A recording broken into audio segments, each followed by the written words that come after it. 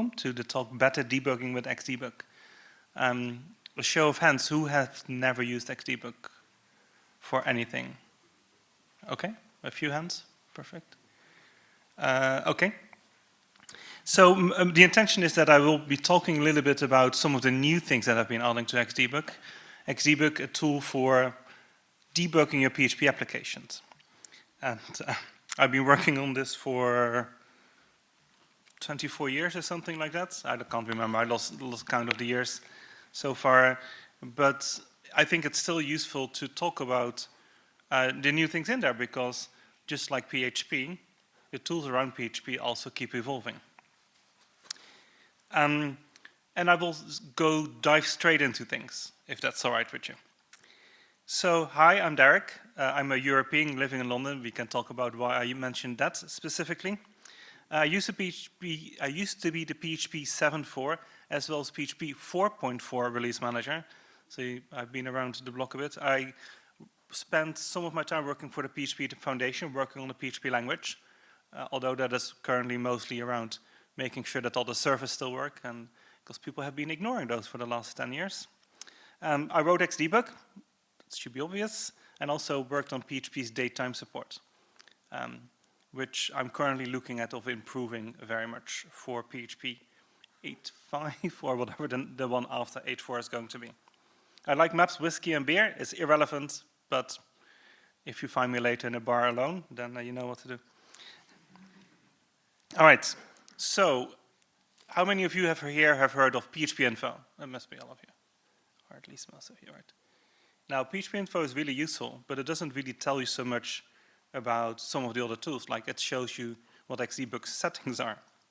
But what it doesn't do is help you trying to find out why Xdebug isn't working. One of the biggest complaints I always get is, oh, Xdebug is so hard to set up. But people don't really realize that there's actually tools inside Xdebug to help you debug the debugger. That's a bit odd, but it is how it goes. Unfortunately, I've gotten a little bit of a cough. Now, on most of my slides, you will see this word showing up. It says demo. Now, I've prayed to the demo gods earlier today, so I think we'll be okay, but in case it doesn't go well, then I will try to debug my talk as we go. Now, Xdebug info. I will make this as big as I can. You call it like PHP info, but it gives you a bit of an overview of what is actually enabled. Because as you might know, Xdebug is a tool that does multiple things. You have the development helpers. These make your nice error exceptions orange, unless you have a framework in a way that does something else with it. You can use it with coverage support for PHP. So if you use unit testing, it will tell you which lines have been covered or not. That is slow. It is slow because it does a lot of work. There's the profiler that can help you with finding analysis points of where your application things are going slow. Then we have the Xdebugger, which is what I will be talking mostly about, which is a way of going through your application while it is running. And then we have the tracer, which is a way of listing everything that happened during the application into a file. Basically, it creates a big file that lists every function call with arguments, variable assignments if you turn it on, and return values as well. Now, things like return values, I'll get back to when I got talking about the step debugger in a moment. There's a bunch of optional features. I won't cover those here, but one of them will come back in a moment. But then the more important thing is here is a diagnostic log that basically tells you everything that didn't work when trying to use Xdebug. So in this case, it shows you with the red stop sign that it couldn't connect to the debugging client, and it tells you which ports it tried to connect to. If this shows up, that means something went wrong. Handily, at the end of each line, there's actually a link to documentation, which, if the Wi-Fi still works, no, I must have clicked. If the Wi-Fi still works, there we go. It does actually. That actually tells you why these things specifically happened and how you potentially can fix those. Like, I write documentation, I would just like that more people would read it. But you know how that goes, right? I tried my first thing with the API platform early in the week, and instead of reading the documentation, I asked Kevin for all my silly questions. He was delighted to help me, though, so there's that. All right, so we know that the step debugger didn't work in this case, and because I just don't have my IDE turned on. So it tells you in the step debugging that the debugger wasn't active. Very useful to know. It then has some PHP stuff that basically tells you which files have been loaded. Not that important. And then you have all the Xdebug settings, which is just what you would expect. However, this isn't everything. Let me ask you a question first. How many of you use VS Code? A few hands. How many of you use PHP Storm? Everybody else? And anything else? Yeah? Okay. Something else? Vim, yeah, always one. Yeah, it's mostly VS Code and PHP Storm, right? Now, some of the things I've been demoing do only work with one of the IDEs. That isn't because the other one is not good enough, but they sometimes featured on slightly different feature sets. So the one I'm showing you first now is VS Code, if I remember which screen I had it open. So I have here full screen mode, there we go. So I have here my little info file that I just loaded on the other side. So it shows you Xdebug info. But let me disable that and enable the following two. So Xdebug actually has a few features in it. Now, this isn't something that you would often run into, but it's actually really useful for tools that make use of Xdebug, like PHP Storm, like PHP Unit, because it can ask Xdebug which modes are currently enabled. And if, for example, code coverage isn't enabled, it will be able to tell you that it isn't. Now, this isn't important, mind-boggling things, but it will give you output like that. Now, something that you might not have seen is that you can actually render anything that Xdebug shows as a file name and line number combination. You can turn into a clickable link, and the intention was that you then click it, and it then will open in your IDE. This used to work with PHP Storm just fine, but I removed the functionality. So it no longer works. And I haven't figured out a way around this yet. For VS Code, I also have never made it work, been able to make it work. So this something was great 10 years ago, but it doesn't work anymore. So we're going to get this fixed at some point, I'm sure. But in any case, it tells you which modes were enabled, debug and develop, as also compression, which is useful for trace files. Now, let me now turn on the debugger. Nope, wrong one. I have too many screens open here. So in VS Code, you do that by clicking on the listen thing. And then we wait. And then I comment this one out as well. And then when I reload this, you'd expect it to do absolutely nothing, because it is, of course, now called in the debugger because I enabled it, right? So you can do the var dumps over this. And then you have Xdebug notify. So this is a new feature in Xdebug 3.2, I believe, that actually allows you to send some data over the protocol. So the protocol is used between Xdebug, that connects to your IDE, to send debugging information. And this Xdebug notify tool actually wraps around something that the protocol itself already needed to tell the IDE, like, this is gone wrong and stuff like that. But it actually allows you to send some data over the protocol without showing up as output, for example.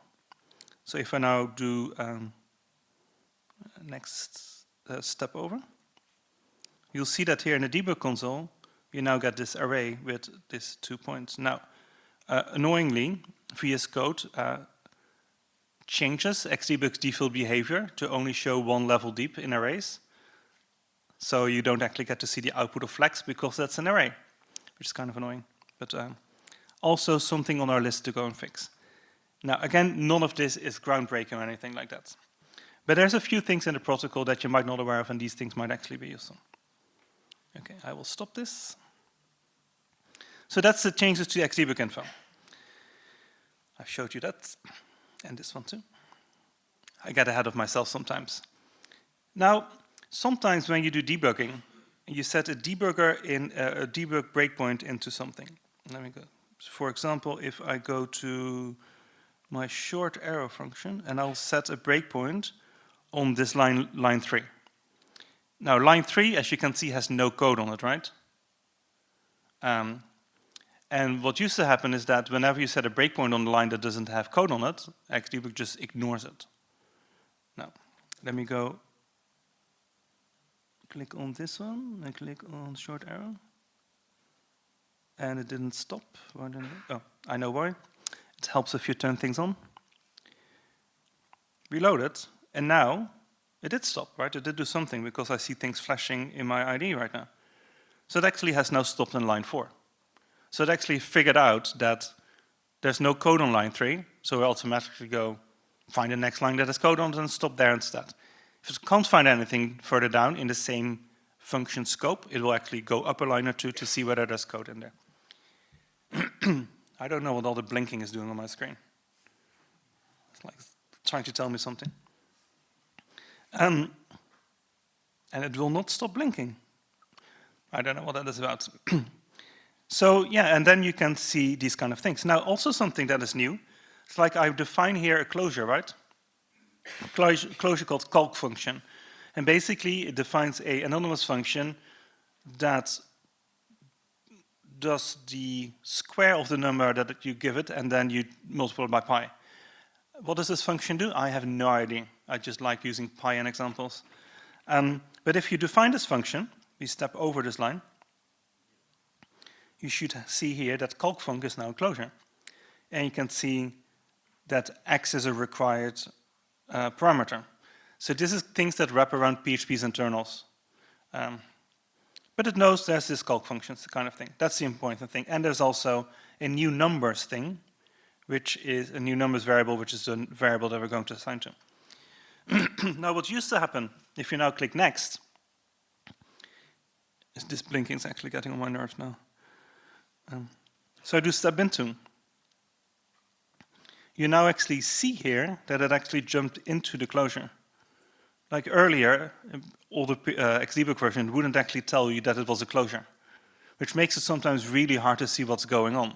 Another thing that's really hard to do is like if you call array map, which internally in PHP loops over the result set, calls a function, calc_func in this case, but you don't really know what return values are being made.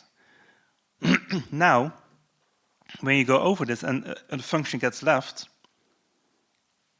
you see actually that there is a new fake global variable here called __return value with the value. Annoyingly, the dark purple on black is not a great contrast for slides. But it will tell you exactly what the return values are, which is really useful in complicated things like this. Now it is pi, I like pi, and then x, and it does do it for every iteration, which I think is a really useful thing in this kind of more complicated function calls where you have these closures, because otherwise you couldn't really get into it. What I've seen lots of people do beforehand is like they would assign the value to our map somewhere to an intermediate variable and then return that so that you could inspect what the return value is, but you don't have to do that anymore. Okay, all this blinking is definitely getting on my nerves. Now, I need to make sure I open the right one here. Now, in PHP Storm, you do something similar. Okay, and make this bigger too. Presentation mode. So you can all see what's going on. Turn the debugger in, and then, start listening for connections. Now, if I load it now again,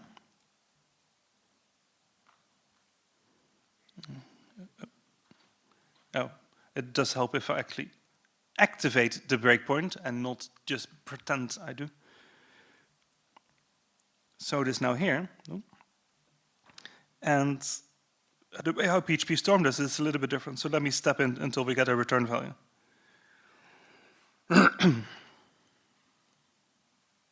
So it does that like this.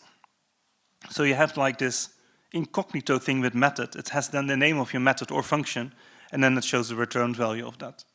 So this is a bit different. Which one is better? I don't know, but it both works. So it is actually, I find this particularly very useful when doing a lot of this kind of closure mapping and stuff like that. So yeah, you get the powers. You also get it at the end of array map. At the end of array map. There we go. And then you get the return, all the return values in the arrays back as well. I find this useful. Okay, turn this thing off again. And go to the next slides. So the breakpoint resolving I showed you, I also showed you the return values. Now sometimes you get a problem where the IDE sets breakpoints on non-existing files.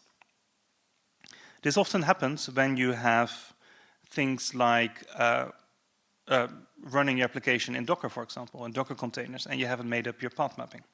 So let me demonstrate that as well. So I go to making sure I turn this one off.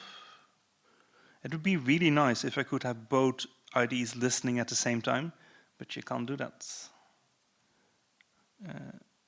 No, there we go.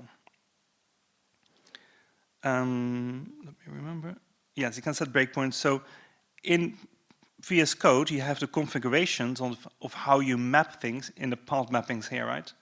So you need to tell me that the path /var ww in my Docker container where your PHP code runs maps locally to home Derick dev workshop webcam, which I think you can actually now replace by a macro that says my current project space, but I haven't done that yet. But if you haven't done that yet, I will save this now. I go to info, I set a breakpoint that I have here, start listening for connections, and then run my info again. Then it stopped here in info.php, which is handy, but it's a bit odd because the path mapping aren't there. So what has it done now? It actually opened the paths that I have here on my local machine, which I tended to happen to exist randomly also in the info file. So the first time I was trying to prepare the site, I was very, very confused why the breakpoint actually worked. Now let me run the script. It is not the script that is actually running. It just looks wrong. And then you get this info output. Now let me go back and change that. Close this one, the wrong one. And what I will do here is now I will turn Xdebug info on. And then reload again. Click next. Again, fake file, ignore. But in the diagnostics logs now, you actually see that the IDE, you'll get a warning say that it tried to set a breakpoint on a file that doesn't exist on the local system, which is a really nice way of trying to debug this kind of things. Now, path mappings is actually something that I've been working on recently. Because most of the cases where you use this is that if you have PHP running in a Docker container or a remote machine, you need to map these paths to your local paths. But some tools actually, or some frameworks or applications, they will actually do something weirder to PHP files sometimes. There's a few tools that take a PHP file and then they compile it to a different PHP file in a different path, which is the one that gets executed. So the files that you're modifying and think you set your breakpoints in aren't actually the files that are being run when your application runs. So you can click as many breakpoints as you want, they will just not break because it's not a file that is executed. So for that, I've been working on something called native breakpoints in Xdebug, which allows you actually to map files to other files, which is actually really useful to have. Now, I can't demo that yet because it's still under development, and my original hack for the tool that did that, well, it's a not API platform kind of thing, so I probably shouldn't be talking about that. But it goes further than this. Like, have you ever tried debugging template files? I mean, I know PHP Storm has some integration for Twig in it, for example, but it is generally not very easy to do because the files that you edit in your Twig template is not a PHP code that run right because they're being compiled to other functions. And sometimes the lines are different as well. So not only do you get a different file mapping, you also need to do a line mapping. So that is what I'm currently working on right now. I hope to ship that with Xdebug that comes out with around PHP 8.4. So I guess I've given myself 2 months to do that. Fingers crossed. Don't count on that is actually happening, but I hope to have that done. And I think that's actually really useful for that kind of projects to have that. That also means that you can actually ship this path mapping file with or inside your Docker container. I mean, for that, of course, you need to have a standardized local path to have that working as well. But it would definitely be very useful to do that specifically for these file to different file in not the directory that I'm editing in, as well as for the line range mappings that you get to do with things like Twig. Now, template solutions that do that, of course, then need to create this mapping itself, because Xdebug doesn't know that this 4-line loop in Twig compiles to 16 lines of PHP code in the generated files, right? So the tools will have to do something about that, but they can provide these files, these path mapping files that also map in line ranges in that case. A lot of work, but quite fun to work on. It's a lot more fun to work on something new than trying to fix bugs that people report. But you're also familiar with that, I'm sure. So those are the path mappings. The new thing that is going to come up. Demoed on that. Now there's something else that that I've had some users run into. It's like you have a long-running script. Now let me show you what I mean by long-running script. Let me turn this off and go to PHP Storm. This one. No, that's the wrong one. That's the spoiler.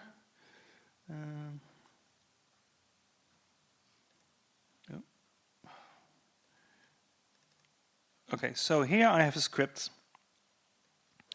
It's the best script in the world because it's so useful, because it waits and then shows you a random number. Because everybody needs that in their lives, right? So what is actually this thing does? It's like I have this is clearly a contrived example, right? I have a simple loop that calls a function. Now, in most cases, when you have this kind of things, there's like 1,600 different files involved where your worker thinks do complicated things with databases and stuff like that. But to demonstrate what's actually going on is much easier to do that in a single file. Now, scripts like this, you can run on the command line. Where did I hide that? That is here. So I have my worker script here. It generates random numbers. Great. But, what I actually wanted to do is I wanted to debug this. But how do I do that now? It's tricky, right? Because the only way how Xdebug starts is when you tell it to do so when the script starts. And I didn't tell it to do that, so now I can't do anything with it, which is kind of annoying. Now, interestingly, there is in new Xdebug, Xdebug 3.3, there's a new function called Xdebug connect to client. So when I run this, what it will do is every time it hits a new item in the loop, it will try to connect to the client, which is good fun. So I'll do that, and I'll set a breakpoint behind it so that it will then also stop, because that's kind of useful. I will not tell PHP Storm to go in listen mode yet, but instead I will run my script. Interestingly, because I don't have a log file enabled, for every random number, if you will now see that it's trying to connect to the IDE for every single thing. So this scrolls really, really fast. But if I now go to PHP Storm, and this also works with VS Code, there's no reason why I need to do this. I need to use this one. I now do start listening, then it immediately goes in listen mode, and because there's this connect to client, Xdebug will then try to connect to the client, which is the ID, and then it stops at a breakpoint. And then, of course, you get to step through this.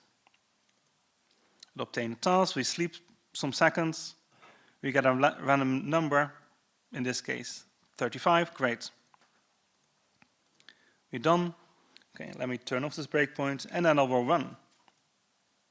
Oh. So what's happening now is like if you go to the shell, it's generating random numbers for me now. But how do I now interrupt this script? Because it is running inside the debugger already. So connect to client doesn't do anything. So if I click now to add a breakpoint, it still won't do anything because you can only send breakpoints when the IDE is in communication mode with Xdebug, and that only happens if it's in a breakpoint or at the start of the script. So although I've set as breakpoint, it now doesn't stop. So how do I get around that? Well, that is something new that I haven't. It is supported in Xdebug, but only on Linux. Is a tool that is called not that one. That's a spoiler for the next slide. So I have a tool called Xdebug. I think I need to come up with a better name, but that's what it's currently called. And this tool, what you can do is you can basically run ps with it. ps, a Unix command for listing all the processes, will then show you all the PHP processes that are running at the moment. And it will tell you also how much memory is in use for these processes. And it gives you the process ID and the Xdebug version, which isn't really useful, but I found it useful, and it shows information on the screen, which is good for demos. Now, there's another command which is called pause. And you see immediately what happened, right? It says, I signaled a breakpoint, and then, in the IDE, it is indeed stopped the first interaction where this happened. Which is lovely, because now I can continue debugging again where I sort of left off. Which is good, and it shows me more random numbers. I like random numbers. Now, of course, most of your applications don't have this Xdebug connected client in there. So let me remove this. I will now actually stop the script by killing it, and I will start it again. All right, so did it connect to the debugger? I think it did, which is good fun. And now, of course, I can tell it, sorry, too many screens, to go to breakpoint again. But now it says ID connection signaled. Basically, it means like we weren't actually connected yet, or we weren't in a posting. So then, basically, the first time, it then calls Xdebug connect to client without you having to call it yourself. Like the command it sends now automatically gets interpreted in Xdebug by doing that. It also stopped immediately because after connecting, I have this breakpoint. So that's the one that now stops on. So let me turn this off and do detach. And if I do detach, it starts throwing more random numbers. So if I do pause now, it says it created a connection to the ID now, but it didn't pause, which makes sense because there's no longer a breakpoint. But if you call this again, you will then get a breakpoint set on the first thing that runs, which means that you can then start debugging again, which I think is really useful. Now, the reason why this currently only works on Linux or Unix, I suppose, is because it needs to implement a specific way of doing inter-process communication that isn't available on Mac OS X or Windows. However, there is currently a patch for Windows already as well. So if you run Xdebug itself in Windows, then that will also start working soon. Now, I hope that most of you run either your applications either on Linux or in a Docker container, which is often also Linux. So in these cases, that will also work fine. Now, clearly, there's no user interface for this, but there's no reason why IDEs couldn't have functionality built in for this, because it is possible to enumerate all the different processes that are run, which you saw me doing by using Xdebug PS.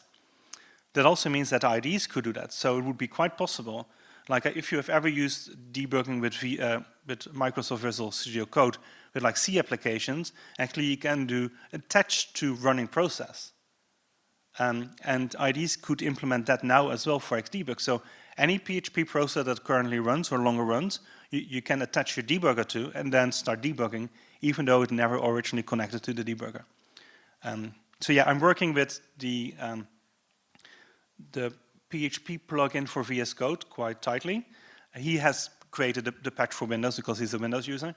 We haven't merged that yet, and we are experimenting of getting that into the next version of the PHP plugin for Visual Code. I think is the official name. And also the intention is to get that support also into PHP Storm, but that often takes a little bit more time because they have a very fixed release schedule, whereas the Visual Studio Code plugin is, well, whenever he feels like it pretty much, which is nice. So that is also coming up in the next version of Xdebug. Again, it says demo here.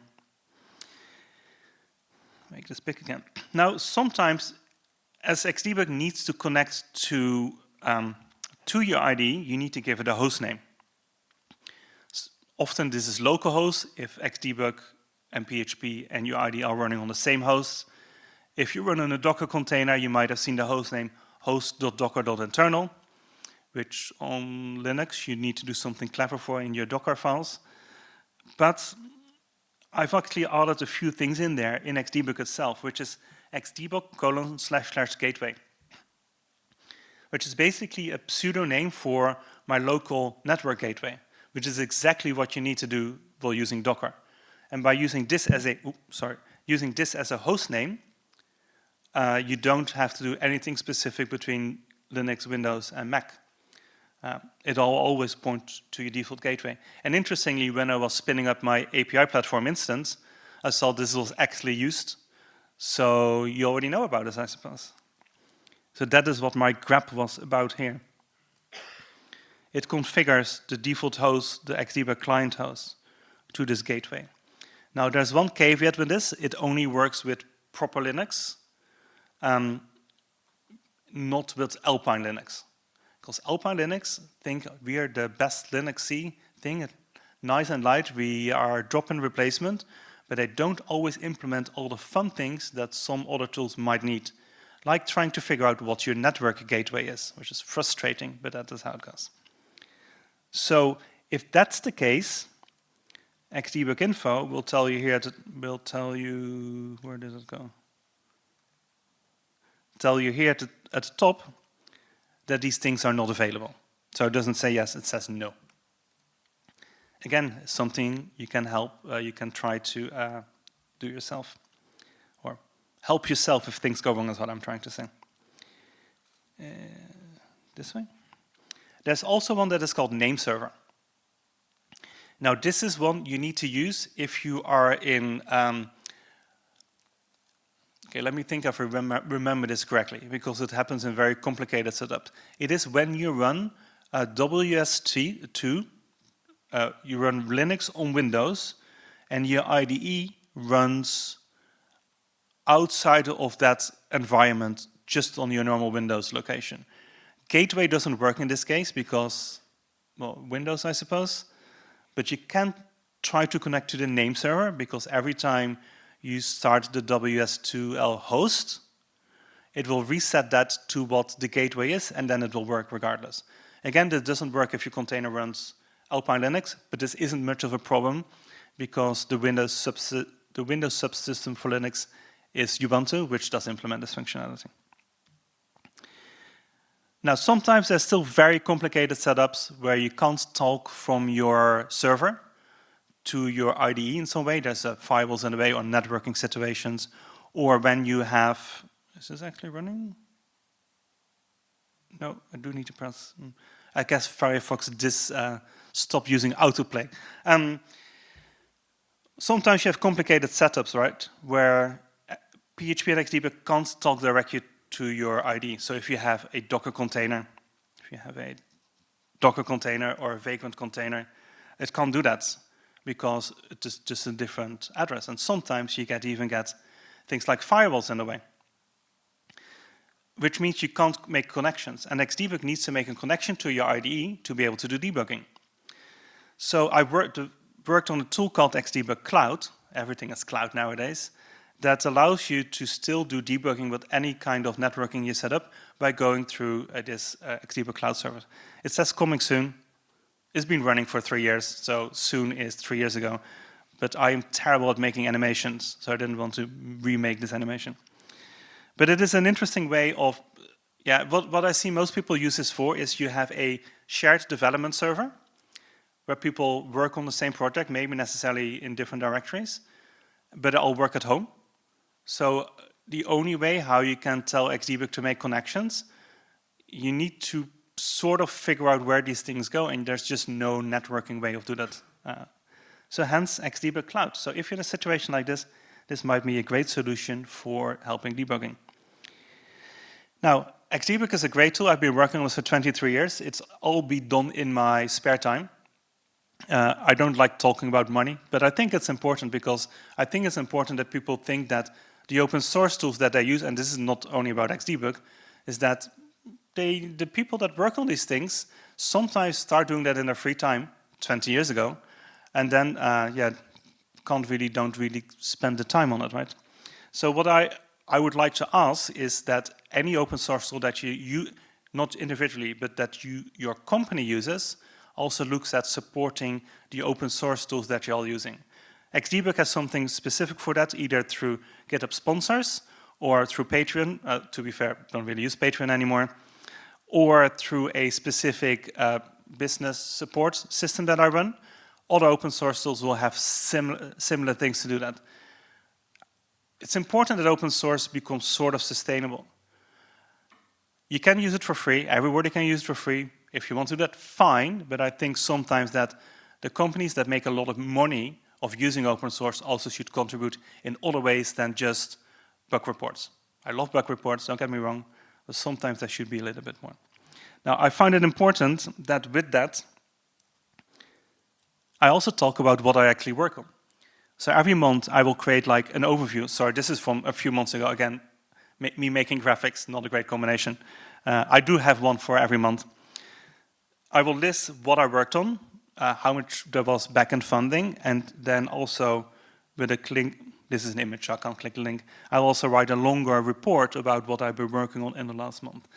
And it's not only me doing that, I think the people that run PHP Stan do something similar.